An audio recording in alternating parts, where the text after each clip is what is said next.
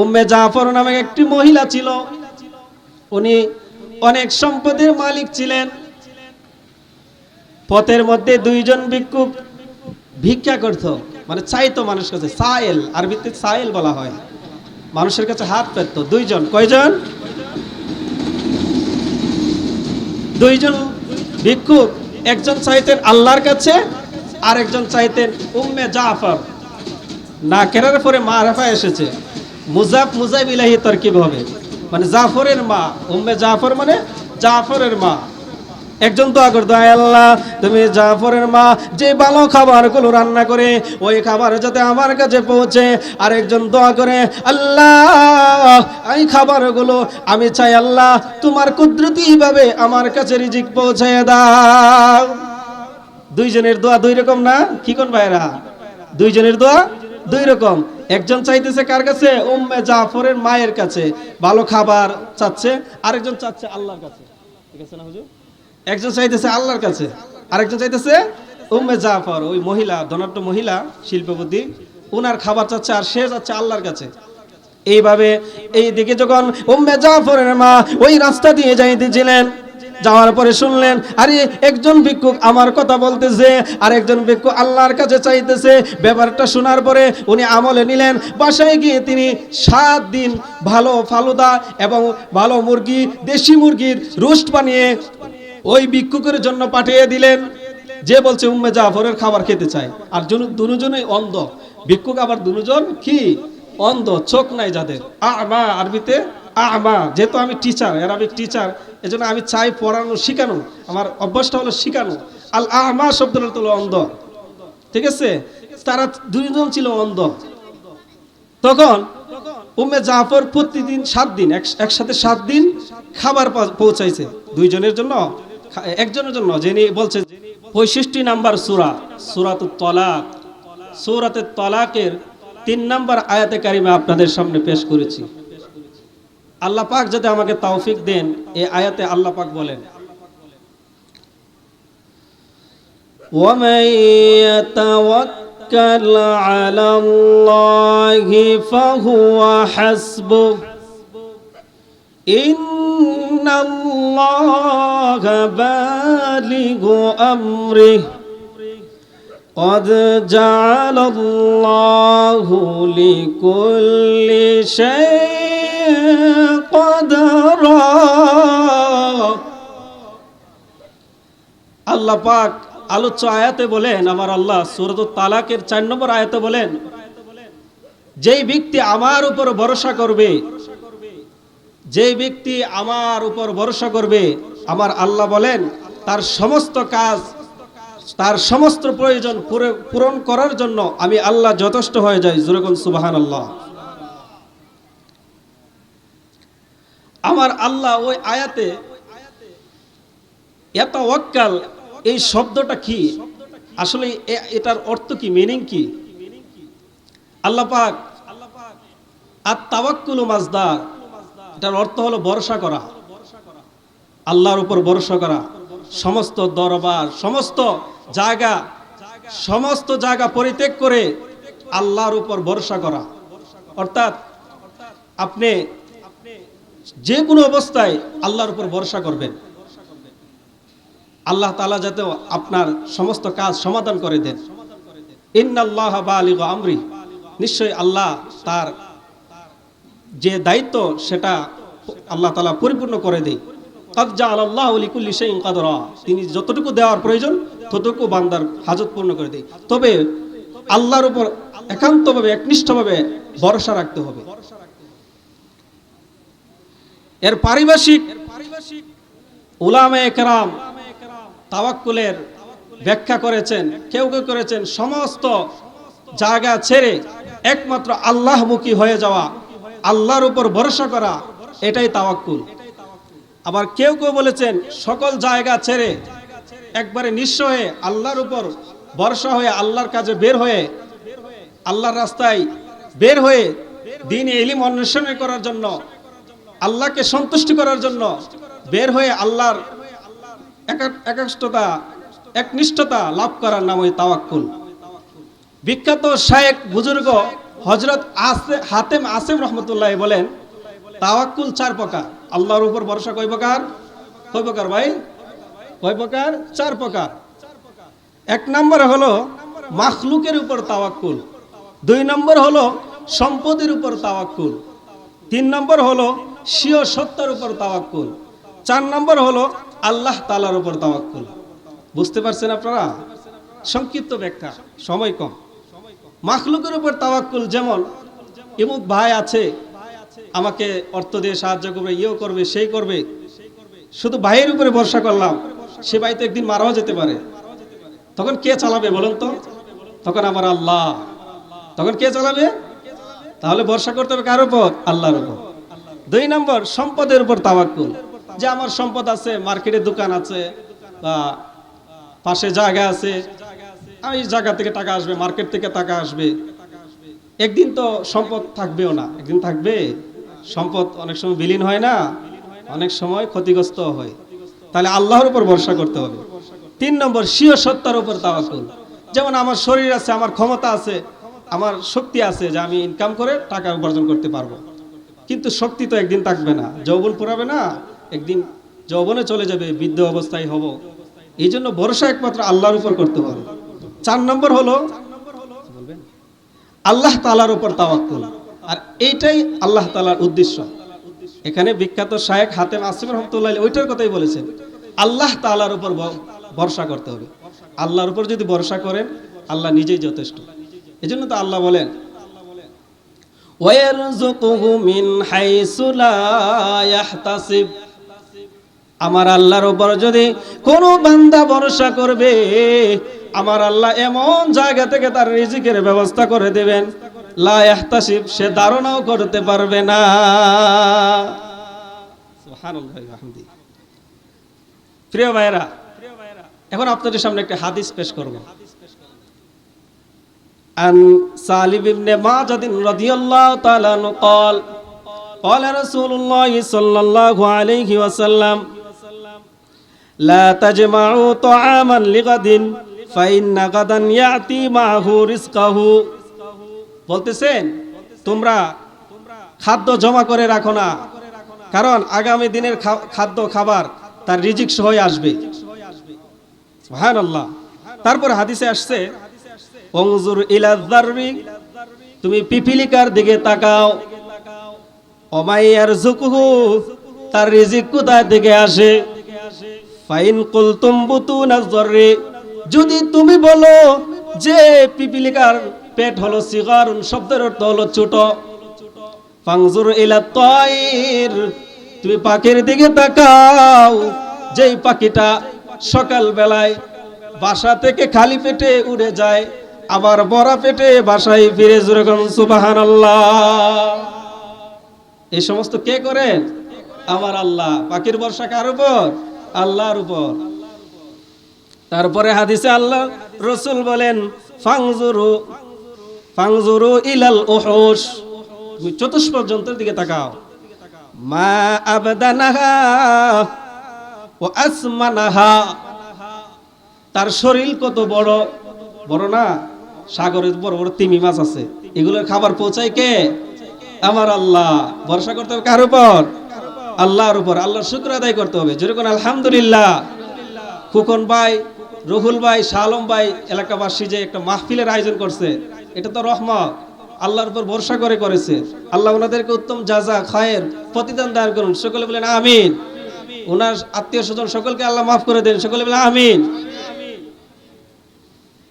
এবার আমরা যাব, সময় তো কম, বেশি এদিক সেদিক যাওয়া যাবে না। যারা আল্লাহর উপর ভরসা করে কুদরতি রিজিক তাদের কাছে কিভাবে পৌঁছে, এই সম্পর্কে কয়েকটি গল্প হাদিসের আলোকে পেশ করতে চাই, আপনারা শুনবেন। এই শ্যামপুরের ঢাকা যাত্রাবাড়ি শ্যামপুর বালুর মাঠ। আমার ভাইরা কোথায়? সবাই বাইরে আছেন নাকি? আশেপাশে আসলে চলে আসেন, সুন্দর আলোচনা করব, মন ভরে যাবে। কোথায় ভাইরা? আসেন, তাড়াতাড়ি আসেন। মাগরিবের নামাজ পড়াইছি শাহী মসজিদে, শ্যামপুর শাহী মসজিদে। জামাতে অনেক লোক মুসল্লি ভাইরা হয়েছেন, কিন্তু আমার সামনে তো বেশি নাই। ভাই তাড়াতাড়ি চলে আসেন। আমার ভাইয়েরা, আমার বন্ধুরা, ঢাকা যাত্রাবাড়ি শ্যামপুরের বালুর মাঠের ভাইয়েরা, আল্লাহ রাব্বুল আলামিন আল্লাহ রাব্বুল আলামিন কোরআনের মধ্যে বলেছেন, যেই বা যারা আমার আল্লাহর উপর ভরসা করবে একনিষ্ঠভাবে, আমি আল্লাহ তার সমস্ত কাজ, তার সমস্ত প্রয়োজন পুরো করার জন্য আমি আল্লাহ যথেষ্ট হয়ে যায়। কুদরতি রিজিক কিভাবে পৌঁছাই বলবো? বিখ্যাত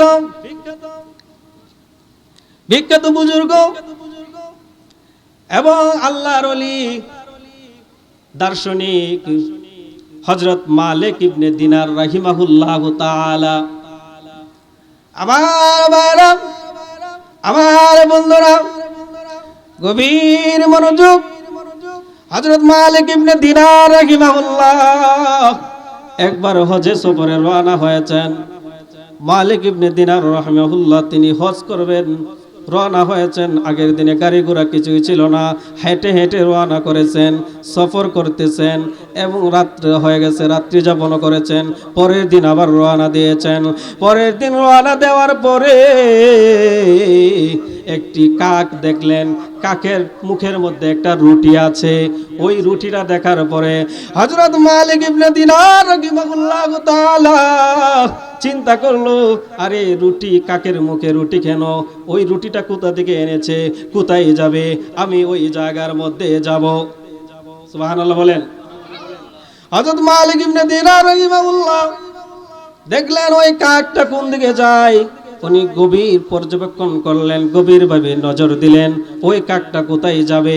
তিনি মালিক ইবনে দিনার রাহিমাহুল্লাহ তাআলা ওনার কাকের পিছে পিছে গিয়ে দেখলেন একটি জায়গার মধ্যে একজন ভাইকে একটি গাছের সাথে বেঁধে রেখেছে।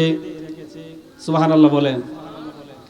যাওয়ার পরে জিজ্ঞাসা করলো, হে ভাই, তোমাকে এই গাছের মধ্যে কে বেঁধে রেখেছে?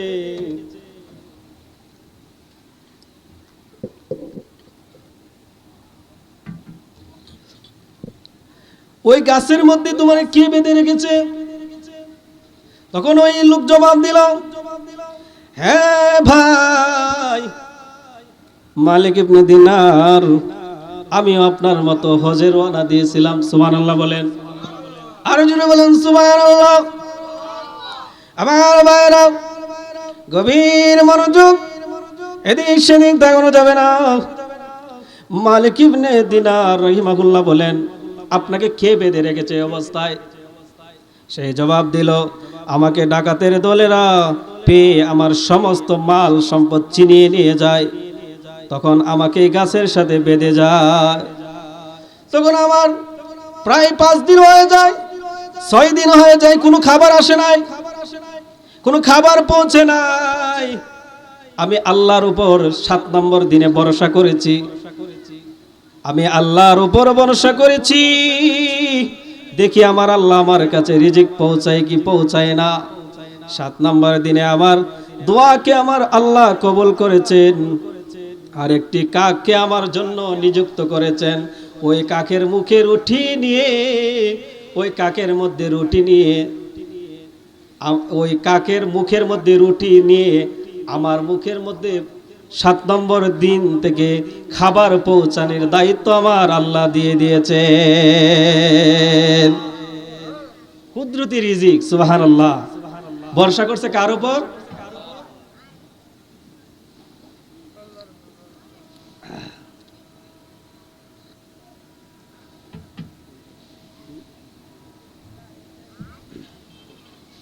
প্রিয় ভাইরা,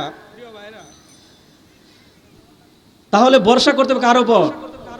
এই জন্য তো আমার আল্লাহ সূরা তালাকের 4 নম্বর আয়াতে বলেন, আল্লাহ বলেন, وَيَرْزُقْهُ مِنْ حَيْثُ لَا يَحْتَسِبُ وَمَنْ يَتَوَكَّلْ عَلَى اللَّهِ فَهُوَ حَسْبُهُ إِنَّ اللَّهَ بالغ أمره قد جعل الله শাইইন কদরা।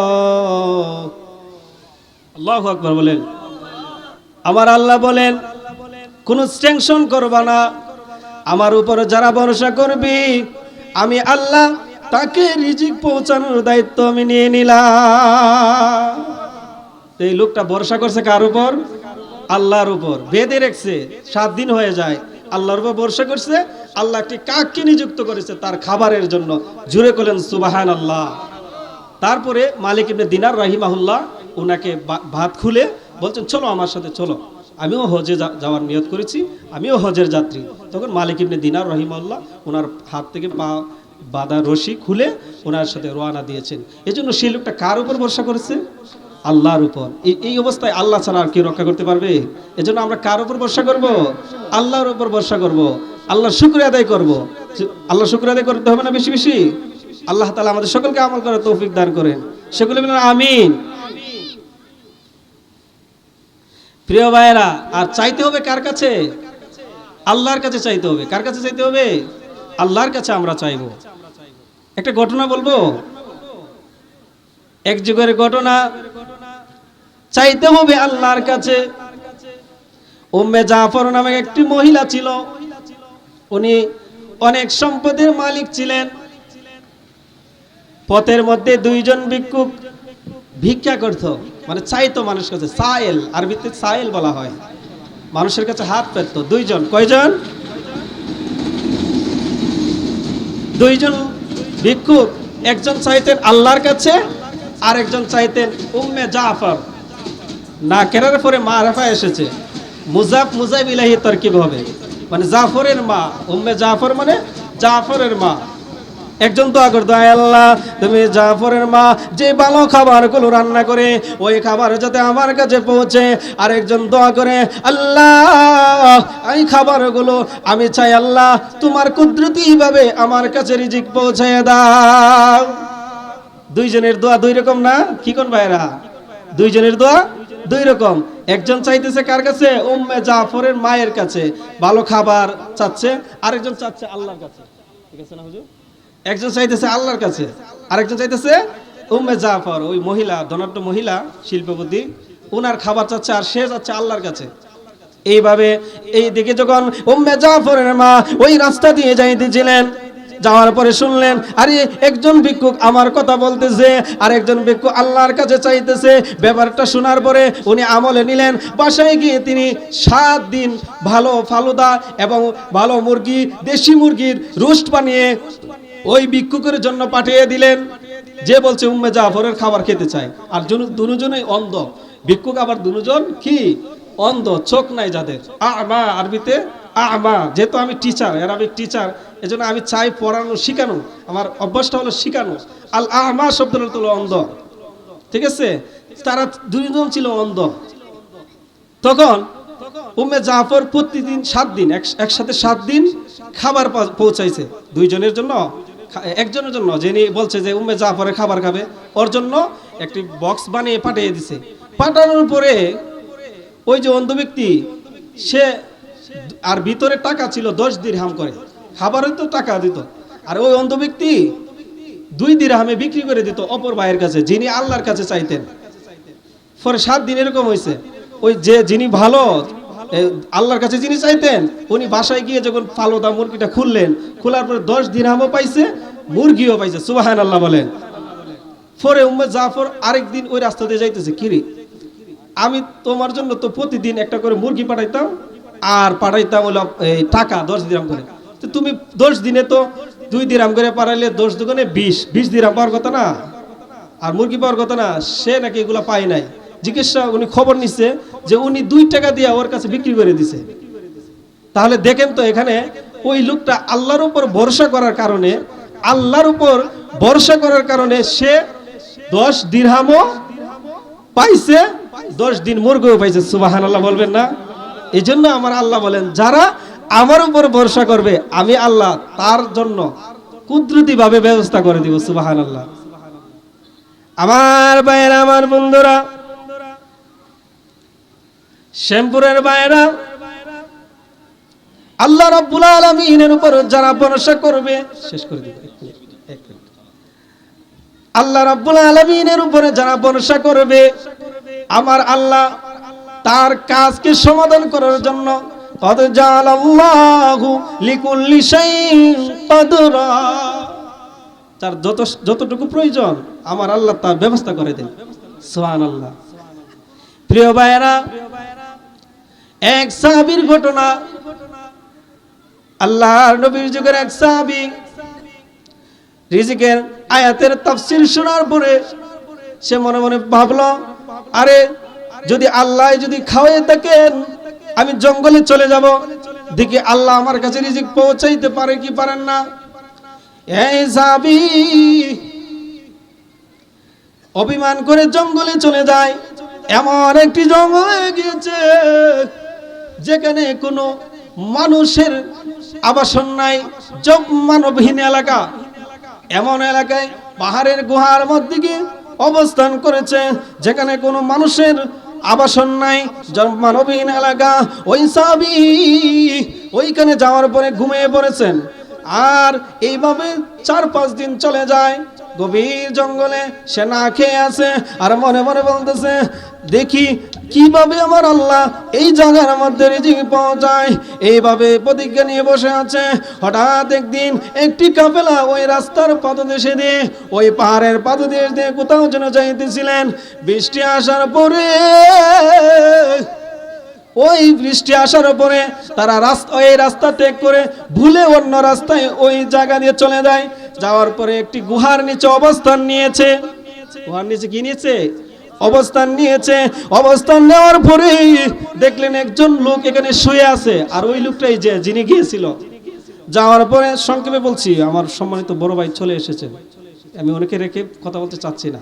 আর সময় অল্প, অল্প সময় কোন কথা বলা যায় না। ভবিষ্যতে যদি সময় দেন ইনশাল্লাহ আপনাদের মন ভরে আলোচনা শোনাবো। যেহেতু ভাই চলে আসছে, এটা বলে আমি শেষ করে দিব। আমার ভাইয়েরা, আমার বন্ধুরা, যাওয়ার পরে ওই ভাইকে দেখলেন যে ওই ভাই শুয়ে আছেন। তখন তারা ভাবলো, আরে ওই ভাইটা অনেকদিন হয়ে গেছে শুয়ে আছে, মনে হয় ঠান্ডার কারণে একবারে আছে। তারা চতুর্দিকে আগুন দিলেন, আগুন দিয়ে তাকে দিলেন, মানে তাকে তাপ দিলেন যাতে সে শরীরটা গরম হয়। তাও দিলেন, শরীরটা গরম হয়েছে। এবার চিন্তা করছেন, আহারে ওই ভাইটা মনে অনেকদিন ধরে না খেয়ে আছে, তাহলে আমরা একটু তার খাবারের ব্যবস্থা করি। সুবহানাল্লাহ বলবেন না? ওই ভাইটা যখন অনেকদিন খায় না, আমরা একটু খাবারের ব্যবস্থা করি। তখন সে কি করছে, খাবারের জন্য কিছু খাবার রেডি করছে। খাবার রেডি করছে, রেডি করার পরে তার মুখের মধ্যে দেয়, সে তো মুখ খুলে না। সে তো নিয়ত করছে যে যদি আল্লাহ আমাকে রিজিক না দেয়, আমার কাছে না পৌঁছায়, আমি খাইবো না। তাহলে আল্লাহ পৌঁছাইছেন কিনা? পৌঁছাইছেন। সে খাইতে চায় না, মুখের মধ্যে চামচটা বাড়ি দেয়, খাইতে চায় না। এরপরে একটা শিক দিয়ে তাকে লাড়া দেয়। তারপরে হঠাৎ শেষ দিয়ে হেসে উঠলেন। হাসলেন কেন? আরে ভাই, আমি কিসের জন্য এসেছি আর আপনারা কিসের জন্য এসেছেন আমার আল্লাহ জানেন। জোরে বলুন সুবহানাল্লাহ। এজন্য আমার আল্লাহ বলেন, ওমাই ইয়াতাওয়াক্কাল আলাল্লাহি ফাহুয়া হাসবু। যে ব্যক্তি আমার আল্লাহর উপর ভরসা করে, আমার আল্লাহ তার সমস্ত কাজ পুরো করার জন্য যথেষ্ট হয়ে যান। সুবহানাল্লাহ। এবার এই ব্যক্তিকে খাওয়ানোর জন্য তারা চেষ্টা করেছে, না খেয়ে হেসে উঠলেন। তারপরে তাদেরকে ঘটনাটা পুরোটা বললেন।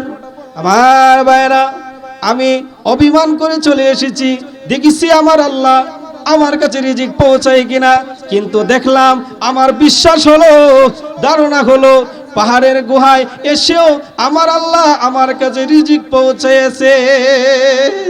সুবহানাল্লাহি ওয়া বিহামদিহি। প্রিয় ভাইরা, তাওয়াক্কুল সূরা তালাকের 4 নম্বর আয়াতের সংক্ষিপ্ত সময়ে সংক্ষিপ্তভাবে আপনাদের সামনে আমি তুলে ধরার চেষ্টা করেছি। আপনারা কি এতে খুশি না বেজার? সময় কম, যতটুকু পেরেছি আমি আমার এই সময়ের ভিতরে আল্লাহর দয়ায় আপনাদের সামনে বলেছি। আল্লাহ তাআলা আমাদের সকলকে আল্লাহর উপর ভরসা করে শুকর আদায় করে আল্লাহর হুকুমগুলো পালন করার তৌফিক দান করুন। সকলে বলেন আমিন। ওয়া আখিরু দাওয়ানা আনিল হামদুলিল্লাহি রাব্বিল আলামিন। আসসালামু আলাইকুম ওয়া রাহমাতুল্লাহ।